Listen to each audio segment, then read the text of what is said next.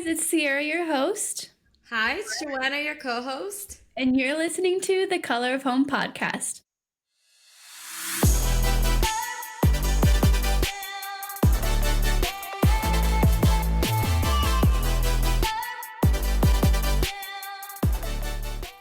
Hey guys, welcome back to another episode of the Color of Home podcast. We're so happy you're here with us. We have a very special guest with us today, all the way from Texas. One of my best friends and my dorm mate, Savannah Carter. Savannah is one of my closest friends I've ever had in Papua New Guinea, and I'm so excited to have Savannah here. Savannah, welcome. Thank you. Yeah, I'm so excited to be here. So today's episode is going to be all about TCKs and how married life looks for them, marrying someone from a mono culture. Yeah, so could you just give us a little, just a short story or background of like who you are, where you grew up, and just for our listeners to get to know you a little bit better? Yeah, absolutely. So, yeah, like JoJo said, I grew up in Papua New Guinea with her. We were dorm sisters there, and it was wonderful. I absolutely loved growing up in PNG. Life there was amazing. We got to spend so much time just outdoors in the sun and spending time just with each other and really getting to connect with the people that were around us and the friends that were around us. So yeah, that's where I'm from. Awesome. Did you know Sierra? Like, when did you and Sierra get to know each other? Honestly, I know Sierra, I think y'all moved there probably when I was a sophomore. I think you were in eighth grade. So I met you that year, but since high school and junior high is really disconnected, I didn't necessarily interact with you.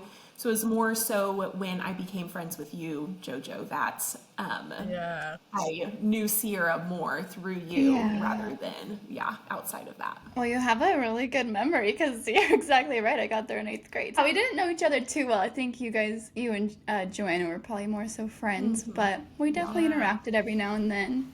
So you mentioned that you grew up in Papua New Guinea. So could you give us a little background of like what your parents did, because I knew you lived in a whole different region of Papua New Guinea than Sierra and I did, and I know that our parents were doing some of similar things, but like, yeah, just give us a little background of that. Yeah, absolutely. So I grew up in the part of New Guinea that is considered the islands region. So I was on a tiny island with a little tribe there. And my parents were church planners. So my dad was working on translating the Bible into the Tigok language is what it was called. And so that's where I was. That was where we were stationed the entire time that I was in New Guinea. It was great. I absolutely loved it there. The island itself was beautiful. We had a great life there. The people were just so wonderful. It was a very relaxed culture where you just kind of like wake up in the morning, you go fishing if you're hungry and cook your lunch or whatever it is and just hang out with your friends and tell stories and whatever else you might do when you don't have a job to go work. And then, so I grew up there with my parents. Like I said, they were church planning. So my dad would translate the Bible, and then they were raising up elders and stuff within the community to take over the church itself and like teaching the sermon on Sunday mornings and stuff like that, and creating outreach groups and all of that. And then when I was in high school, that's when I moved up to the dorm where I met y'all up at Lopulo. So yeah. That's so cool.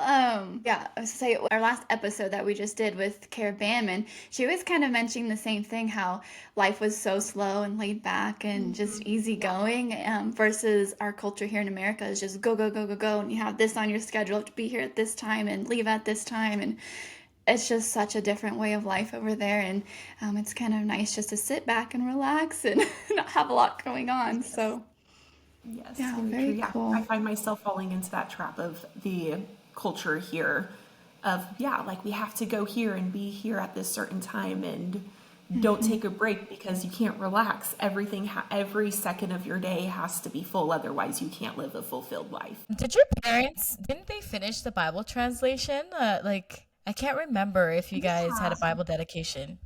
We did. So he finished translating the New Testament, most of the Old Testament. He's still working on it. but we did a Bible dedication. It was supposed to happen in 2020, but we know what happened then, and travel was shut down. Oh So no. it got delayed 2 years. So it was summer of 2022. My family did a Bible dedication for the tribe that we were in. Yeah. Wow, congratulations to your parents on that. That's a Yeah. huge accomplishment. Yeah. 20, they moved there in 1999. So 24 years or 23 years after they moved there, having that Bible dedication. So, Wow. yeah. Yeah, that's Awesome. amazing. Did you get to go back for that as well? I did not. I had actually just gotten married, and since COVID had happened and ticket prices were double what they might normally have cost, we had been wanting to go back, but it just wasn't financially reasonable to do that. Yeah. So, Oh, yeah. darn. I know. It's so sad, like when part of your family's over there and you want to go so badly, but sometimes it just doesn't work out that way. But yeah, so you were mentioning that you got married. Can you tell us a little Yes. bit about how you met your husband? Absolutely. Yeah. We met when we were through our church. Once again, summer of 2020, all the things happened then. Um, it was everything shut down, obviously, but my church program had a young adult group that would go and play sand volleyball every week. And so I love volleyball, and the other place I was playing had shut down because that was indoor and we're not allowed to play indoor. And so I had gone to volleyball and started going fairly frequently over the summer. But yeah, that's where I met Michael. He said that he likes to say that he saw me walking up and he was just awestruck by me. Girl, you're gorgeous. Yes. Knocked that. You couldn't even think, probably. Knocked him off his feet. Yeah. Oh, that's so sweet. And then how long did you guys date for until you got married? We dated for a year and a half. We were engaged for about half a year, so 2 years total from when we started dating. No, wait, my math is wrong. A year of dating, half a year. So 1.5 years, but we had known each other for 2 years total. Okay, Yes. that is crazy. That's literally like the exact same as Anthony and I. We dated Nice. for about a year. We were Yeah. engaged for almost 6 months and then we got married. So that's Nice. crazy. When you know, you Yes. know. Right? Don't need to Exactly. waste time. Yeah, that's very cool. I was gonna ask her, how did like your thought of living overseas shape your idea of love and relationship? I mean, I would say that living overseas, a large part of that was because my parents were missionaries, a large part of that was our faith. And so that just really played a big part of my life growing up. But also, I would say that the culture there, because it was more relaxed, I think that relationships were easier. Um, you just met someone and you were instantly friends with them, like what happened with us. Yeah. And you can just tell them everything. And there wasn't really the pretending and the hiding that we see in today's culture here, where you have to be perfect and you have to live that perfect life. Like it was okay to be yourself and it was okay to be flawed. At least in the relationships that I had. And just, yeah, it was something that was natural and easier to give and to receive, having a relationship and like being able to show love towards others. It just feels easier there because your life is an open book. Like you know everyone, you know what they're going to do. So there was no Yeah. reason to hide that. Exactly. I think in a previous episode, Sarah and I we mentioned that like MK's just like we build relationships really quickly, and it's like we're just so authentically ourselves because we're just tired of masking, and we know that that person has also gone through the same things as us, and it's just so easy to just like, okay, this is me, and like we're friends, we're going through this together.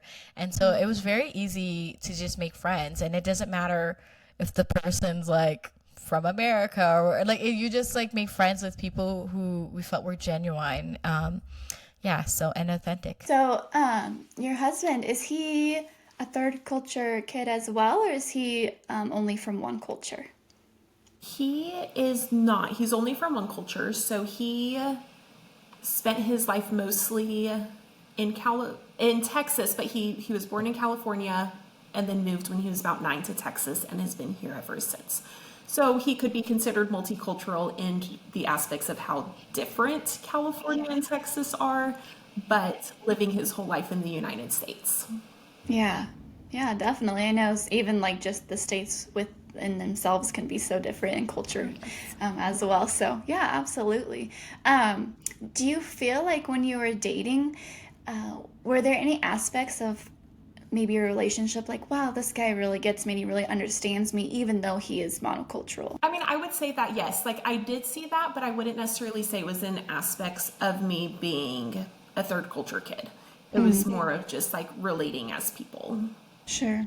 So, with you and Michael, when you guys were dating, was there some things that you kind of like brought into your relationship? Did you feel like there were some aspects of you that you were like, oh, this is gonna be so hard for him to understand this about me? How do I explain? Like I just didn't grow up here. My family's missionaries, and they like drop us kids off when we graduate, and they're like gone again for like 3 years and then come back. Like, was there some things that you just felt like, how am I gonna explain this to him or get him to understand my background? Absolutely. I would say that I still run across things where it's like this thing that's like normal to me, and I'm like, wait a second, this probably sounds weird or strange or really terrible that this thing is true. And I have to like go back and do the extensive backstory to make sure like he understands like where this is coming from. And so yeah, constantly things pop up where like from dating to being engaged to still being married now for almost 3 years. Things continue to pop up like that. Yeah. I don't know if you feel the same. We were kind of talking about, on a few episodes we've talked about this, but for me, it's been hard for me to go out and make friends. Being back in my home culture, I don't feel the instant connection, and I always have a fear of losing them or them leaving me. So that's been something that's a little bit more difficult for me.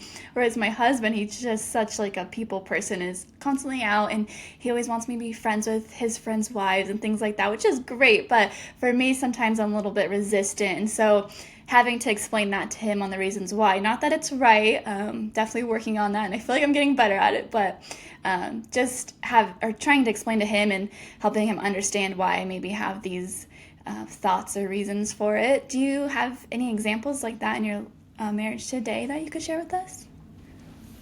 I mean, absolutely. That is very true. He's a social butterfly. He loves people.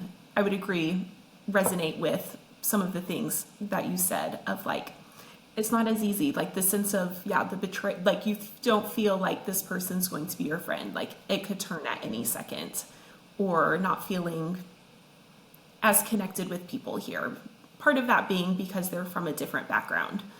But yeah, I don't know. I just feel like how people relate here is so different. Of like, someone might think that we're like really, really good friends, or like I'm a really good friend with them. And then I'm like, but I like you once a month. Yeah. How does that translate into being really good friends? Looking at, you were sharing the example of your husband. So looking at like my husband, he has his group of friends who like are wonderful. Lots of them are married. And so then, the expectation of me connecting with their spouses is there.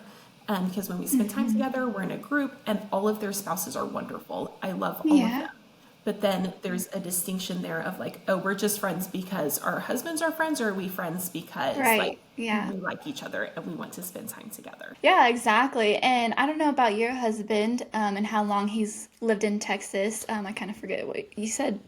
What did he move For there like 20 when he was years. He's been for here 20 years? for a long time. Okay. So he kind of already has those friends established and has grown up with them. Whereas us just graduating, we're literally starting from scratch. At least I was, and so it's just something that's difficult to try to blend that together. And but my husband's been super gracious towards me and like understanding those things. It's still something that we're walking through, and there's multiple different examples I could share besides just the friend thing, but that's just one small one. So yeah. And like I guess I mean I'm not married, but like I would say that like it sounds like you guys have like hobbies, like Savannah, you and Michael met through beach volleyball. Like was there other hobbies or things that you kind of were trying to or that you guys do together that kind of connect you guys in even though you're different with your growing up, but at the same time you had things that you had in common that you guys gravitated towards and got to know each other better in those things. I mean, I would say that was our main hobby was Right. volleyball, and we still continue to play it together all the time.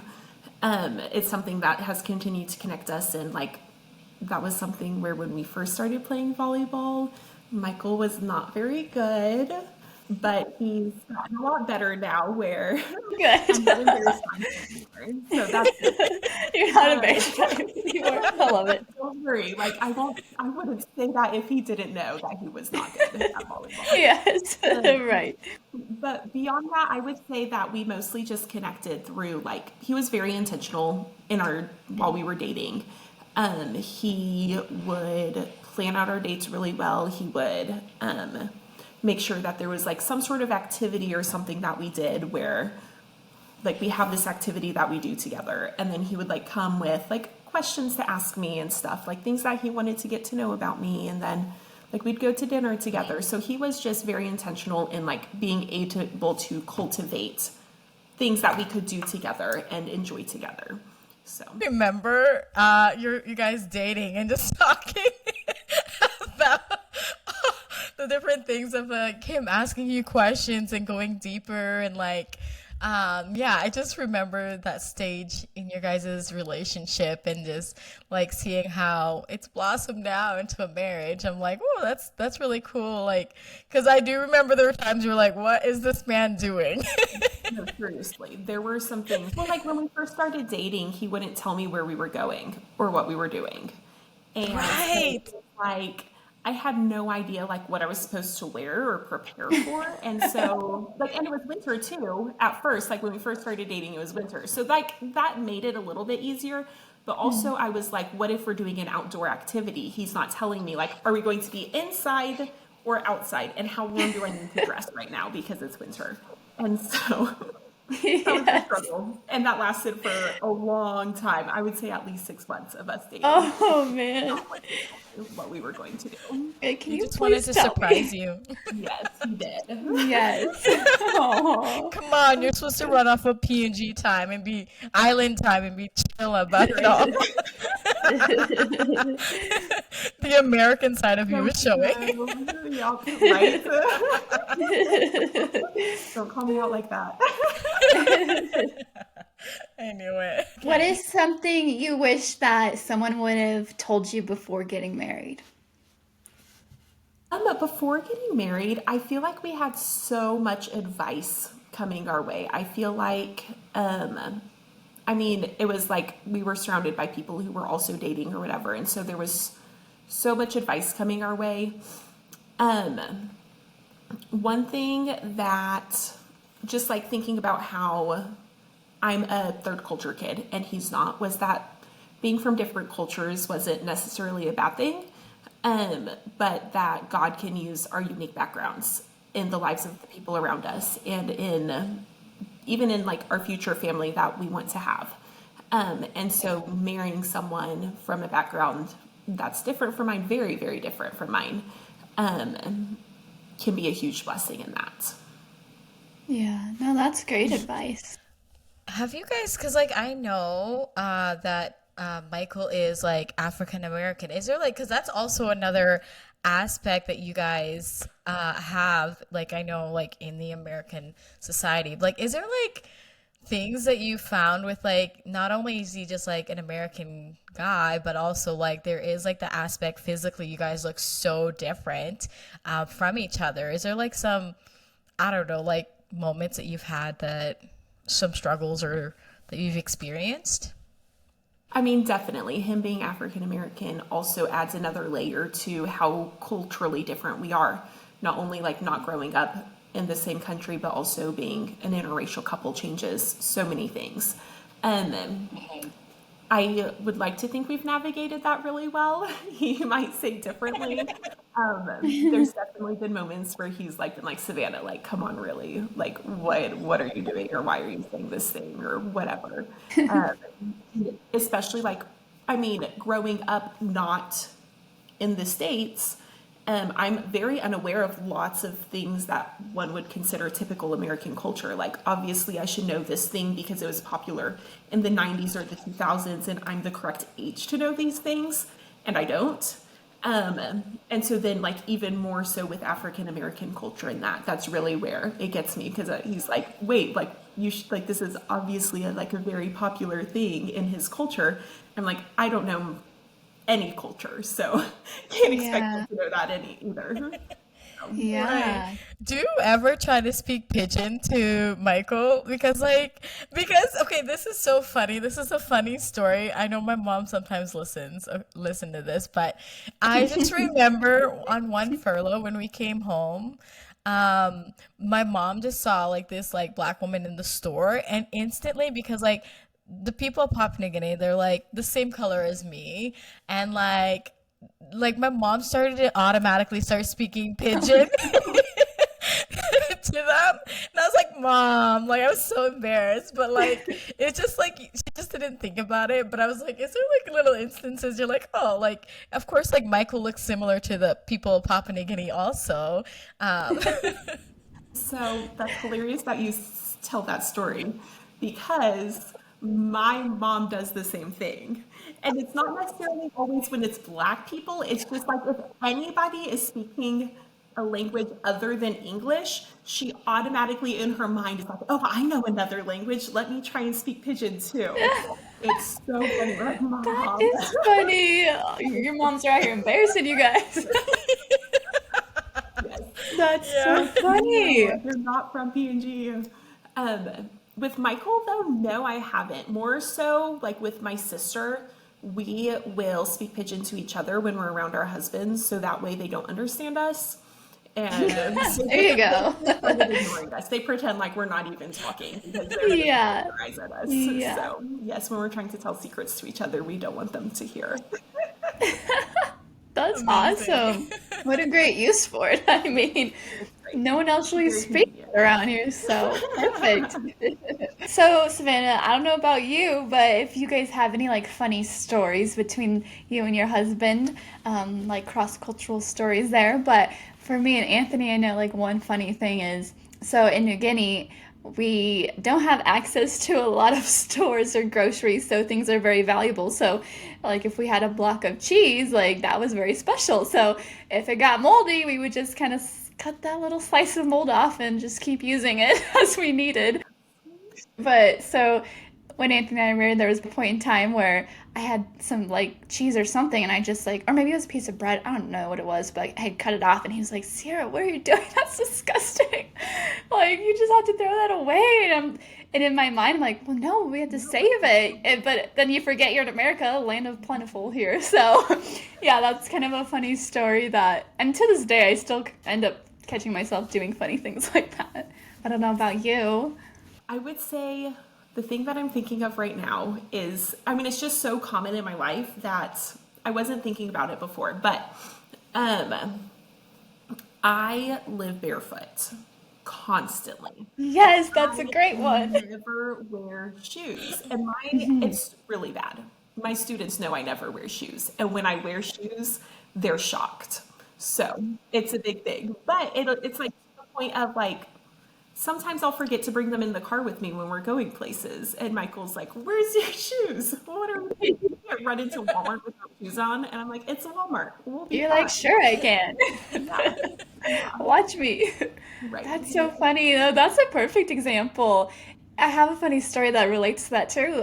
So when I come back to the States, like same in New Guinea, like nobody wears shoes. Like you just go Right. barefoot everywhere, and your feet get tough, and you don't have to worry about it. But in America, yeah, we wear shoes over here. So when I graduated and met Anthony, I ended up taking him back over to Papua New Guinea to meet my family, and we went on the hike to. Oh my gosh, you guys have to remind me of the waterfall, Kunai, or no, not Kunai, Yeah. K Falls. Kea, yeah, Kea Yeah, yeah. Falls. Okay. Yes. So we ended up taking Anthony on this hike, and I always did it barefoot in the past. I never wore shoes. Absolutely. Just like Yes. Savannah was saying, like you go barefoot everywhere. And so in my mind, I'm like, yeah, like I don't need shoes. Like I'm the same girl I was when I left. Like I'll be just fine. I didn't get guys more than like 5 minutes into this hike, and my feet were like hurting so bad. And do you guys remember how long this hike was? How long Oh, did it's it take long. us to It's get there? hours. Yeah, it Hours was of like what, hiking. like yeah. And there ain't no turning back, okay? This, I don't know. yeah, it was Yeah. hours and miles and like up mountains, down mountains, like Yeah. sticks and rocks and weeds and Across jungle. cow manure, all the things. Yes! Maybe some, yeah, anyways. So it's just, it was quite the journey. And our sweet tour guide was like, here, like, you can have my flip flops. And they all have like holes in them, like they're hardly flip flops. I'm like, thank you. So I was trying to be all tough for my husband. I'm like, look, I'm this crazy jungle woman still. And yeah, no, my feet had gotten soft, apparently.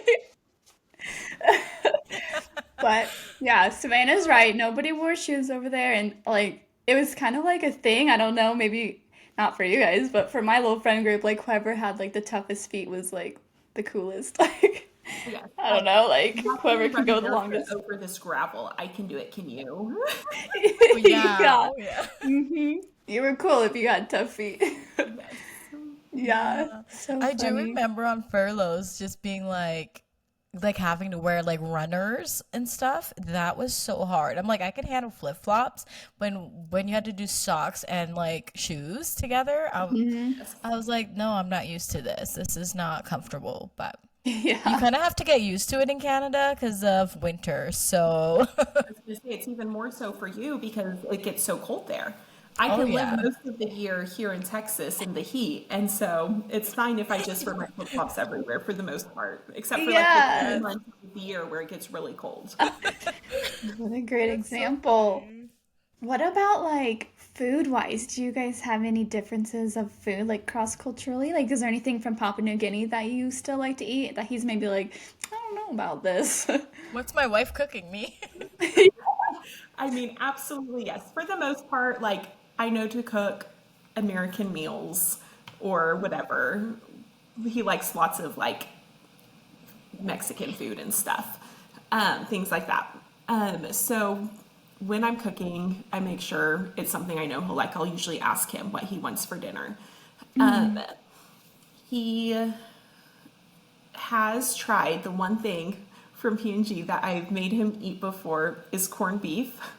Oh, there you Oh, go. A lot of people hate it. But I don't know if y'all will attest to this. If y'all have tried P&G corned beef and then American corned beef, I haven't had American corned beef in like 15 years, I want to say. But the one time I tried it, it was nasty. It was so gross. But P&G corned beef is delicious and amazing and wonderful. And so I've made him eat that, and he calls it this mush or mash or something. He's like, Mash. "Oh, are you eating okay, that?" it's similar to spam, right? Like, I mean, for our listeners, I'm like, if they hear corned It's beef, I true. don't think in Yeah. Canada we even have an American version or a Canadian version of that. I think it would be similar to Something spam or like that, something like chopped up that. spam, maybe something like that. Yeah, Okay. I Yeah, think it's very like similar to it's spam. not hard. It's like when it comes in a can similar to a It's like spam can, jelly Yeah, kind and of. then yeah, but then yeah, it crumbles more like ground, like I don't know, like just chopped up, pulled to yeah. spam, maybe so. Okay. Yes. Yeah, I don't think I've had corned beef, but I've had spam plenty in It's New so Guinea, and it good. was one of my favorite foods. Like Okay, the one ham and cheese second. I'm rolls. going to show you our corned beef. Yes, show us, please do. My parents going back every year, so this is what it Girl. would look like. So Okay, we yeah. Yes. made oxen palm, and you have to get the red can because the red can's the best. So there's Okay. different kinds. You can see it costs 16 kina and 90 toyo right there. That was the price. The Wow. Hey, I know, it's Tina. like that's a was lot. about. I know they're expensive. It's ridiculous. Girl, the price went up. Like, and then you Yes. would take. There's this little key on the bottom. I made him open it the first time I had him try it. I just handed him the can and I made him figure out how to open it. So like there's this little key, where's my camera, that you have to tear off the Yeah. bottom. And then you just kind of wrap it around and there's this tab and it opens it up. I That's love it. crazy. I can't believe The I've never teacher tried in her. that. That's so funny. Has he tried P&G beef crackers? I have had him try beef crackers, but I mean, that's not, I don't remember how he Crazy. liked them. I think he was just like, oh, it's just crackers, like nothing Yeah. crazy. Right. I miss those. I've literally been craving beef crackers lately, and I'm like, the ones Well, in I have Canada, some if you want they some. don't have it in Canada. Honestly, Well, my the parents only brought thing them we back for have, me. oh, really? We only Yeah, have so you like can have. crackers that like for charcuterie boards in Canada. Like I have looked, there's no Yeah. like hard biscuit crackers. Everything is Hmm. like little Yeah. tiny things that you could do with like cheese and like meat and like, Yeah. Yeah. I feel Maybe like that's true Amazon. here too. Nothing Yeah. similar. Yeah. My parents brought me back the shapes from there. They're my Forget favorite. about the shapes. bacon Yes. ones. I either loved them or hated them. Do you guys remember like the 3-in-1 coffee packets? I think it's just called 3 in Yes. 1. Oh my gosh. Yes. So I own a coffee shop, so I should not like this, but it's one of my favorite things. It's the 3-in-1 coffees. They're so good and they're easy. You just stir it Yeah. right up Girl, and we have this Yeah, Asian exactly. store called TNT in Canada. I don't know if you have it in the States. mm-mm. It's just like this Asian store, and it literally has so many products from Papua New Guinea. And I took my parents there, and my dad was like so moved to tears. He was like, I have not been in Oh, a store like this that like felt like home in so long. mm, And like yeah. we got like our Thai sweet chili sauce and like all our Yes. like different like things. But we saw all the 2-in-1 coffee packets. I'm like, oh, this is from P&G. We had this in P&G. I So even so looked on funny. Amazon. I cannot find them, and I love. Oh, girl, I'll have to get some for you because they're like Yes. pretty good. That's So, cool. Isn't that crazy how like just something as simple as food can bring back just a flood of memories, like just make you feel like Yes. you're in home? Yeah. Yeah, yeah. super crazy. I Yeah. love that. So, Savannah, does your husband have any plans on going to Papua New Guinea? Maybe one day and seeing where you're from? Yes, we don't know when. Right now, that's still kind of up in the air of when we want to go, but I, in my mind, like we're going. It's Yeah, just a matter of when are we going. He's open right. to it, but yes, I don't think it's as like pressing in his mind of a thing of where Mm, I'm like, no, like I need you to go now, and he's like, well, no, like Yeah. we'll just wait You're till like, it's a better time tomorrow. to I go. know a pilot, Right? Stuart. Stuart, Book us a Tonight and flight. go right away. Yeah. Oh, that's cool. Has he traveled a lot at all? Does he enjoy traveling? I don't think he doesn't enjoy traveling. He's mostly traveled like he would go from Texas to Mississippi over the summers when he was growing up. And like I said, he was originally from California, so moving from California to Mm, Texas. Um, Beyond that, when he was in college, he went to Belize on a mission trip, and that was his first time leaving the states. mm. And then since then, we went to Mexico together. And we've Okay. like flown different places together and stuff. But in terms of leaving the United States, he went to Belize one time in college and to Mexico 2 years ago now, I believe. Well, we'll have to do like a part two here once he goes to Papua New Guinea, and you're gonna have to tell us all Yes, about it. absolutely. Whenever it happens, I'll let y'all know. Yes. Oh, how fun. Yeah, Anthony and I like we haven't done a lot of traveling since being married. We own a couple businesses and now have 2 children, so that kind of limits us. But it's definitely still something that we want to do. And my husband is 100% Hispanic, so he's from Mexico. His parents both grew up in Mexico, moved here, so he was born in the United States, but he very much still has like that Mexican culture in him. So, yeah. So one day we've gone to Mexico like for our honeymoon, but we want to go to Mexico to see like where his family was from. So, and I Absolutely. think he has been over there a few times when he was younger, but he hasn't taken me yet. So hopefully we'll get over there one day. And Mexico, the nice thing is Mexico is a lot easier to visit. So even with the Mm, family, it's a lot easier to bring them to Mexico because the plane ride's so much shorter to get there. yeah, that's so true. Yeah, Papua New Guinea is like. I think we said Yes. last time it takes like 24 hours to get there just flying.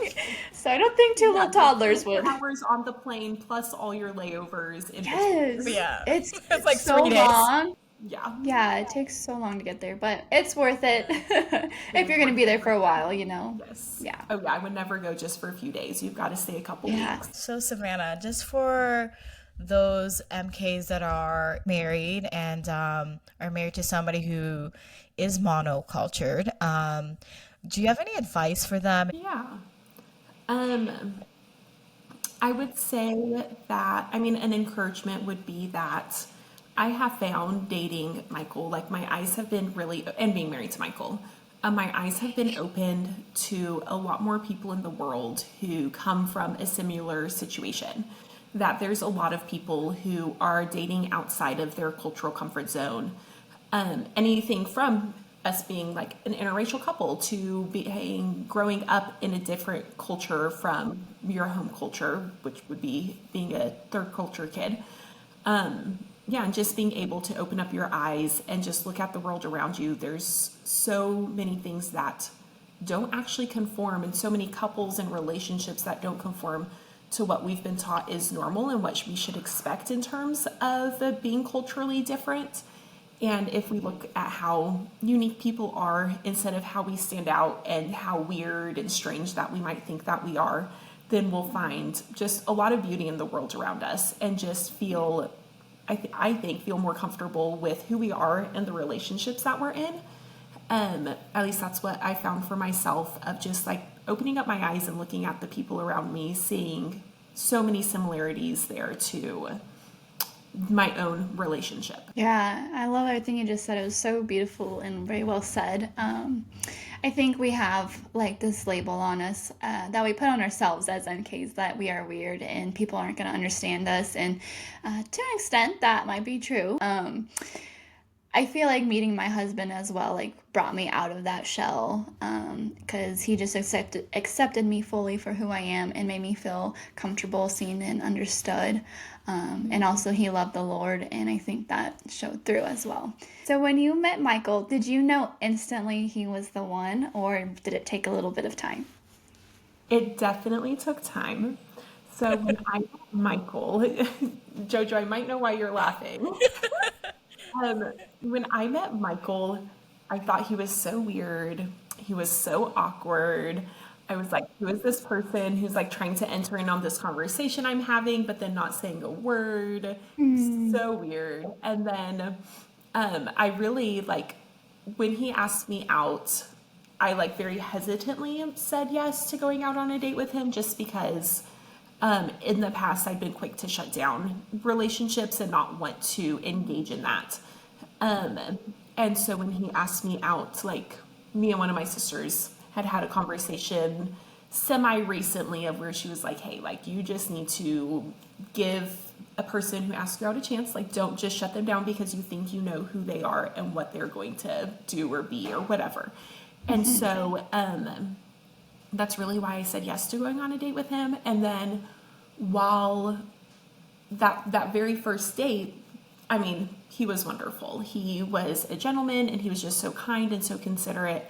Um, and so I was like, okay, yeah, like I'll go on another date with him and just like, let's see what happens. So I think there was no like one moment where I was like, yes, this is the person that I want to marry and spend the rest of my life with. It really was like a day to day, like him showing me that he cared about me and showing me that like we could make it work. And yeah. yeah. And I wonder if too, maybe that was a little bit of your MK side, just being protective of that, like you were saying, like Right. you were Yeah. quick to shut down and not want to open up and, Yeah. have more relationships and all of that. So, um, That's my issue for reals. I'm like, Yeah. absolutely not. I have shut down so many things because I'm just like, mm, there's just nothing there. And like, Right. yeah. I totally forgot that, like, yeah, so when I do remember it was a very slow burn. Like, you're like, I don't know. I don't know. And then it was like Mm, finally like clicked and you're like, yes, I do like this guy. And like I do remember you being like, he's so weird, he's so awkward, I don't know what to do. And then he yeah. was like very sweet and stuff. So Oh. yeah. Yeah, no, that's great. I would have to say I'm the opposite way, apparently. Because, well, I guess kind of. So, like when Anthony and I met, I had just gotten back to the States, and my aunt was a hairdresser at the time, and so she had been cutting my now husband's hair since he was little, and my mother-in-law too, she had been doing her hair. So my mother-in-law and my aunt had been talking like, hey, my niece is coming back, and my mother-in-law was like, well, I have a son. So anyways, long story short, my aunt gave my number to Anthony, and he ended up texting me, and I had never met this guy. I had never gone on a date in my life, like growing up in New Guinea, you know, like you don't have the opportunity to do that. But yes, and so he texted me, and I was like, okay, sure, like I'll go on a date with this guy. And I remember my mom saying to me, she said, Sierra, don't get in the car with any boys, and make sure you drive yourself, like, because we were going to go to dinner and the movie, and she's like, whatever you do, just don't get in the car with him, like, you take your own car. She's just trying to make sure I'm safe. And my parents, they weren't here, they were in Papua New Guinea, so I was back here alone. So anyways, that was her advice to me. And right after meeting him, I was like, okay, like, I know this guy is gonna be like my husband one day, like I'm so in love with him, like this happened like within a couple hours, guys. Yes, I knew. And what do? I go get in the car with this boy and go to the movie theaters. I felt safe. So yeah, that's not advice. Do not do that. Listen to your moms. They're protecting you. But yeah, I didn't listen to my mom on that one. But Yeah, he's not but my husband. Yeah, Savannah spent like quite a few years like in singleness too, because I do remember we were going through it. We're like, there's nobody out there. We're so single. And like, I do remember that like you had graduated, and it was like how many years before you and Michael met since you graduated? I would say 2.5 years. Yeah. Yeah. Okay. Only two. Okay. I was like, for some reason, I thought it was like a whole process, but I guess shorter time than, I mean, like some MKs like Sierra, right off the boat, right off the plane. meets Yes, I was Anthony. like, I am ready to be married. I'm free out of the jungle. No, just kidding. I just knew, I like, know lots of people who like stepped in off the plane into their home country and were like, yes, that's the person. yeah, 6 months later, they're engaged and married. yeah. I mean, I hey, escaped Bible school, bridal school, college. bridal I school. don't know what happened. Yes, Yeah. that's funny. Awesome. Well, Savannah, thanks so much for joining us today and just sharing a little bit about your story and what life looks like for you and marriage as well. We appreciate you taking the time coming on. Make sure to subscribe, like, and follow us so that way you can watch next week's episode. And just remember that home is more than just a color. It's a canvas of every place you've been, every person that's loved you, and every culture that shaped you. That's the color of home. Thank you, everybody, for listening today. We have new episodes that drop every Wednesday. We're on Apple Music, Spotify, YouTube, and TikTok. And you can follow us at The Color of Home Podcast. You could send us an email if you have any questions at the Color of Home Podcast at gmail.com. And we'd love to just connect with you guys.